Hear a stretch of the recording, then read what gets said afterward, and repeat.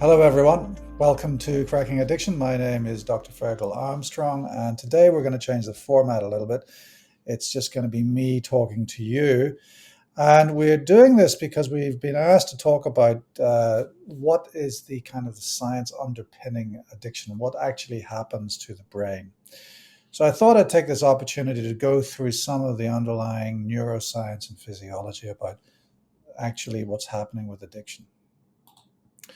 So, first of all, we need to understand that there's a huge difference between misuse of drugs and being addicted to drugs. A large number of people will misuse drugs and then stop and then get on with their lives. A much smaller number of people will then develop hazardous or harmful effects, and even smaller still will be the number of people who develop some form of dependence and cannot actually stop using. All right. So there has to be an acknowledgement of almost the pyramid of substance use, where at the very bottom, it's recreational, occasional users, and at the very top are people who just cannot get off it. So I'm focusing today on the underpinnings of why people cannot get off drugs. So I'm focusing today on the reasons why people cannot get off drugs. All addictive substances cause the nucleus accumbens to release dopamine. So the nucleus accumbens is a structure in the brain that mediates things like desire, sexual desire, the joy that you get from winning, the joy that you get from having a nice meal. Unfortunately, it also mediates psychosis. But dopamine is the key molecule there, and it's the molecule of wanting more, wanting to do the same thing again. It's not the molecule of satiety. It's not the molecule that says, I just want to calm down and sit still. It's the molecule that says, I want to move, I want more. All drugs that are misused in some way cause the nucleus accumbens to increase dopamine. Some directly and some indirectly. So examples of direct drugs that directly increase dopamine would include the stimulants, such as methamphetamine or cocaine, and the indirect drugs that increase dopamine indirectly include alcohol and heroin.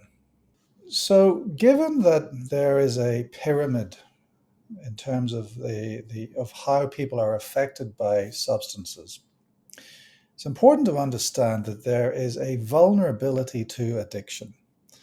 And there are three key factors that play into this vulnerability. First of all, there are genetic factors, then there are environmental factors, and then there are drug-specific factors. And we know roughly that 50% of all the vulnerability to addiction is genetic. And it's important to understand that that genetic risk is not one single gene. There are probably about 200 different genes, minor variations of which contribute to a total genetic risk for a specific addiction to a specific drug. And that risk will be different depending on which drug. But overall, we're looking at a roughly 50% genetic vulnerability. So just because your father or your mother had a problem with a substance use disorder does not necessarily mean that you're going to have the same problem, because you need the interplay between the nature and the nurture, the environmental factors. So if we move to environmental factors, we know that there are certain environments that increase the likelihood of someone not being able to stop drugs. So that falls into the definition of addiction. So we understand that certain childhood experiences, including trauma, can do that. We also know that early signs of aggressive behavior in an individual that denotes a lack of self-control, that can be a risk factor for addiction. A lack of parental supervision or a lack of a family support structure that supports and maintains a drug-free environment can be a problem. Substance abuse within the peer group. Drug availability at school, so lax school policies around substances at school can cause this or can cause someone to have an exposure and then suffer from addiction thereafter. And also, sadly, poverty. poverty is a risk factor for addiction. So that's one of the reasons why I see substance use disorders really as a symptom of social inequity and social injustice. So, we know that the opposite of poverty in communities is strong neighborhood attachment, and we know that strong neighborhood attachments are protective from the risks of becoming addicted. So those are the environmental factors, or at least some of the environmental factors. Then we need to move to the drug per se. And we know that certain drugs are more likely to cause dependency after first exposure than others. And actually, interestingly, when I am asked what is the most addictive substance, the answer is not heroin. The answer is nicotine. Nicotine is the most addictive substance that we have. Approximately 1 in 3 people who are exposed to tobacco will then subsequently become dependent on tobacco. The next drug is heroin, and so that's approximately 1 in 4 or 1 in 5 people will get dependent on heroin. And then cocaine, we're talking about 1 in 6. Alcohol, we're talking about 1 in 7. Stimulants other than cocaine, so we're talking about methamphetamine here, 1 in 9. Cannabis, 1 in 9 to 1 in 11. Drugs that reduce anxiety or that make you sleep, so anxiolytics or hypnosedatives like benzodiazepines, that's a 1 in 11. And so there's a progression of the ability of a drug after first exposure to cause downstream dependence.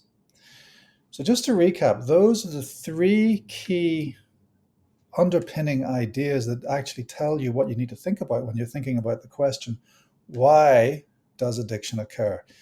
You need to think about the genetic factors, you need to think about the environment, and you need to think about the drug-specific factors. Now, let's move on to the actual process of addiction. So we know that addiction is not a moral failing, it's not a poor choice, and certainly shouldn't be treated as such. We know that addiction is a chronic disorder of the brain, and like all chronic diseases, it is prone to relapse.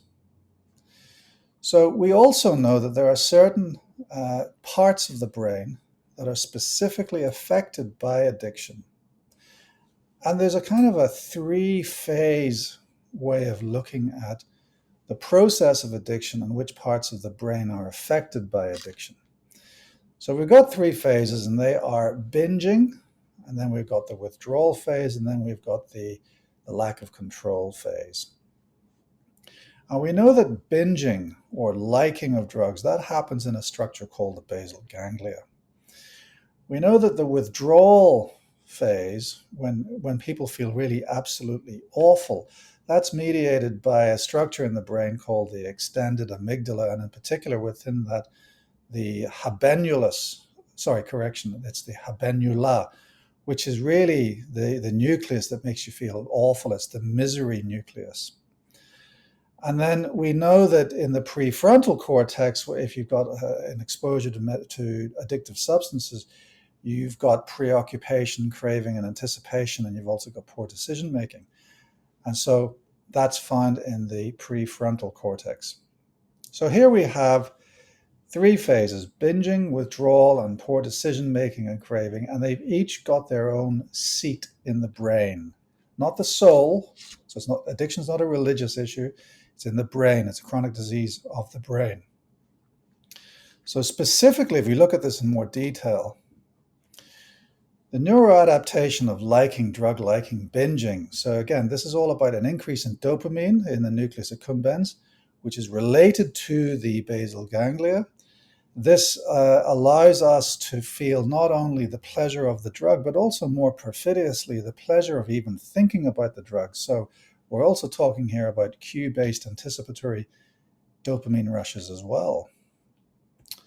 And then we have to think about the next phase, which is the withdrawal. So the extended amygdala makes us feel absolutely awful, not only when we are without the substance in question, but it also worsens our experience in causing or during a withdrawal.